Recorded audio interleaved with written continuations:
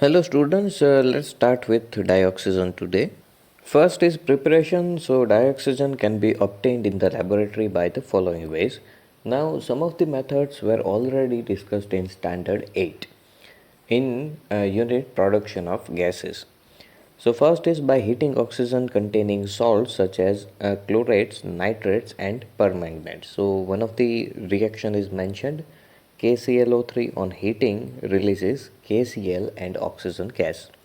Similarly, we can use potassium permanganate. It is easily available in laboratory. When we heat it, it simply releases oxygen gases. Second is by the thermal decomposition of the oxides of metals low in the electrochemical series and higher oxides of some salts or metals. So as mentioned, Ag2O it produces Ag and O2. Similarly, Pb3O4 it produces oxide and oxygen. Mercury oxide produces mercury and oxygen, and lead dioxide produces lead oxide and oxygen.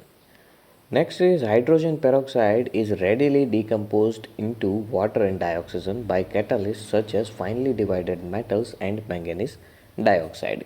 So simple reaction is H2O2 converts into H2O and releases O2. Now this reaction is also a spontaneous reaction without any catalyst support. That means if you have a bottle of hydrogen peroxide and if you keep it open, after some time it will convert in water because H2O2 releases oxygen in atmosphere and all you have left is water. But these reactions are slow. With some catalyst it speeds up and within some seconds you will get oxygen. On the larger scale it can be prepared from water or air.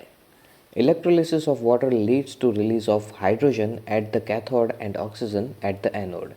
Now these reactions are also mentioned in the electrochemistry unit in which three different type of solutions of NaOH were discussed. When we pass electricity from molten NaCl you will get sodium metal chlorine gas, and when we pass electricity from solution of NaCl along with Na plus and Cl minus we have H plus and OH minus from water.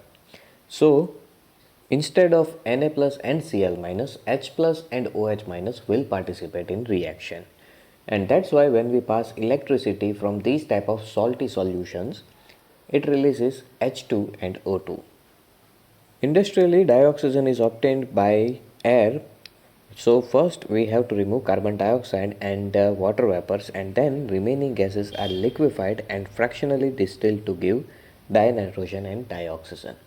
So because both of the gases, oxygen and nitrogen gases, have different boiling points, we can separate it out using fractional distillation. Now properties. So dioxygen is colorless and odorless gas. Its solubility in water is to the extent of 3.08 centimeter cube in 100 centimeter cube water at 293 Kelvin, which is just sufficient for the vital support of marine and aquatic life. We already know that marine and aquatic life uses dissolved oxygen in water. It liquefies at 90 Kelvin and freezes at 55 Kelvin. Oxygen atom has three stable isotopes 16, 17 and 18. So in isotope, as we know, differences are we have different neutrons. Remaining, that means number of electrons and number of protons will be same. So in all of these three isotopes 16, 17 and 18 we have 8 protons and 8 electrons. But in O16 we have 8 neutrons, in 17 we have 9 and in 18 we have 10 neutrons. Molecular oxygen O2 is unique in being paramagnetic in spite of having even number of electrons. And reason for that is according to molecular orbital diagram we have some electrons which are unpaired in oxygen, and that's why instead of being diamagnetic it is paramagnetic in nature, because paramagnetism is because of single electrons. If you have at least one single electron then compound will be paramagnetic, and if all the electrons are paired up then compounds will be diamagnetic. Dioxygen directly reacts with nearly all the metals and non-metals except some metal, gold, silver, platinum, these type of noble metals. With silver it reacts, but the reaction with silver is comparatively very less than other metals. And gold and platinum, they are very inert, and that's why they rarely react with anything. And some noble gases, its combination with other element is often strongly exothermic, which helps in sustain the reaction. However, to initiate the reaction, some external is required as bond dissociation enthalpy of oxygen-oxygen double bond is high. So some of the reactions of dioxygen with metals, non-metals and other compounds are given below. So oxygen mostly reacts with anything and it forms oxide because it can form two bonds and it has very high electronegativity. So calcium, aluminium, phosphorus, carbon, zinc compound and carbonic compounds, all of them will react with oxygen because oxygen forms multiple bonds and it has comparatively high electronegativity. So all of them will form their respective oxides. Some compounds are catalytically oxidized, for example SO2 to SO3, HCl to Cl2 and H2O. Then we have simple oxides. Binary compound of oxygen with other elements is called oxide. As already stated, oxygen react with most of the element of the periodic table to form oxides. In many cases, one element forms two or more oxides. The oxides vary widely in their nature and properties. We already discussed that how metal oxides and non-metal oxides react. Now oxides can be simple like MgO, Al2O3 or mixed Pb3O4 or Fe3O4. In Pb3O4 and Fe3O4 we have two different type of oxygen, at least two different type of oxygen in the structure. Some may be double bonded, some may be single bonded, some may be attached with two different metals at a time. Simple oxides can be classified on the basis of their acidic, basic or amphoteric characters. An oxide that combines with water to give an acid is termed as acidic oxide. For example, SO2, Cl2O7, CO2 and N2O5. Now note here, common thing is all of the acidic oxide mentioned here, they contains non-metals. Okay, so these are the non-metallic oxides which are acidic in nature. Now for example, SO2 combined with water to give H2SO3, an acid.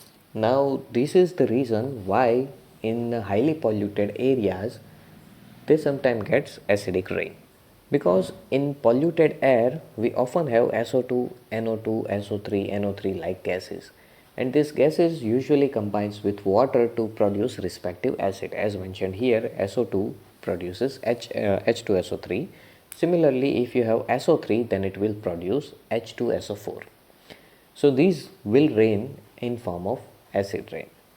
So as a general rule, only non-metal oxides are acidic, but oxides of some metal in high oxidation state also have acidic character. For example, Mn2O7, Cr2O3 and V2O5. But reason of this is being a very high oxidation state. The oxide which give a base with water known as basic oxides, example Na2O, CaO and PaO. Now note here, all of the acidic basic oxide mentioned here are metal oxides. For example, CaO combines with water to give calcium hydroxide. So in general, metallic oxides are basic. Some metallic oxide exhibit a dual behavior, that means they behave as acid as well as base. They show characteristics of both characters. Such oxides are known as amphoteric oxides. They react with acid as well as alkalis. For example, Al2O3 reacts with acid as well as alkali. So with acid it produces AlH2O6 complex, and with base it produces similar type of complex compound AlOH6. There are some oxides which are neither acidic or basic. Such oxides are known as neutral acids, for example CONO and N2O. Next is ozone. Ozone is an allotropic form of oxygen. That means it shares same type of atoms but different molecular formula. It is too reactive to remain for long in atmosphere at sea level. That's why at the normal sea level, normally ozone molecules decomposes in oxygen molecules, and at higher elevation they remain stable. So at a height of about 20 kilometers, it is formed from the atmospheric oxygen in presence of sunlight. So this is the reason why ozone filters UV light. Actually, they absorbs UV light to convert into the ozone from oxygen. This ozone layer protects the Earth's surface from the excessive concentration of ultraviolet radiation. Now, preparation of ozone. When a slow dry stream of oxygen is passed through this silent electrical discharge, conversion of oxygen to ozone occurs. The product is known as ozonized oxygen because 90% of air compound is oxygen. So 3O2 gives 2O3 and the enthalpy at 298 Kelvin is plus 42 kilojoules. So obviously this reaction is endothermic. Since the formation of ozone from the oxygen is endothermic process, it is necessary to use the silent electric discharge in its preparation to prevent the decomposition. Now, silent electrical discharge is a special type of electricity which produces no sparks and it produces very low amount of heat. That's why no side reactions can be generated or occurred. If concentration of ozone greater than 10% are required, a battery of ozonizer can be used. And the pure ozone, boiling point 101, can be condensed in the vessel surrounded by liquid oxygen. Property of ozone. Ozone is a pale blue gas, dark blue liquid and violet black solid. Ozone has characteristic smell and in small concentration it is harmless. However, if the concentration rises above about 100 parts per million, breathing becomes uncomfortable, resulting in headache and nausea. Ozone is thermodynamically unstable with respect to oxygen since it decomposes into oxygen results in liberation of heat. Because as we already observed from oxygen to ozone, it is endothermic reaction. So opposite reaction will be exothermic which releases heat and that's why delta H is negative and an increase in entropy. These two effects reinforce each other and resulting in large negative Gibbs free energy. And for this conversion into oxygen, it is highly exothermic reaction. So that's why O2 is stable than O3. It is not really surprising, therefore high concentration of ozone can be dangerously explosive. Due to the ease with which it liberates atoms of nascent oxygen, that means oxygen atoms. It acts as powerful oxidizing agent. For example, it oxidizes lead sulfide to lead sulfate and iodide ions to iodine. So as mentioned, PbS with ozone it produces PbSO4 and releases oxygen, and I minus with H2O and ozone it produces I2 and O2 and OH. When ozone reacts with excess of potassium iodide solution buffered with the borate buffer which has pH 9.2, iodine is liberated which can be titrated against the standard solution of sodium thiosulfate. This is a quantitative method for estimating O3 gas. Experiments have shown that the nitrogen oxides, particularly nitrogen monoxide, combine very rapidly with ozone and there is thus the possibility that nitrogen oxides emits from the exhaust system of the supersonic jet aeroplanes might be slowly depleting the concentration of ozone layer in upper atmosphere. So that means these type of fuels or these type of machineries are dangerous for ozone layer. And eventually if ozone layer is depleted, we know that UV lights will enter in the surface of earth and that's why it can cause different type of problems. NO and O3 produces NO2 and O2. Another threat to ozone layer is probably posed by the use of freons which are used in aerosol sprays and as refrigerants. So these type of gases they acts as we can say that catalyst. They catalyzes the reaction of conversion of O3 into O2. So a simple atom or a free radical produced from these type of compounds can act as catalyst and they can deplete a very large, that means we can say that in million one atom can give us million atom equals of reaction, that means O3 to O2 reaction. So the two oxygen-oxygen bond length in the ozone molecules are identical 128 and the molecule is angular as expected with the bond angle about 117. It is a resonance hybrid of two forms mentioned here. Okay, so as we can see, double bond will continuously shifts between two oxygen attached with the central oxygen, and eventually we can say that we have 1.5 bonds of each oxygen with central oxygen. From next lecture we will discuss about the sulfur.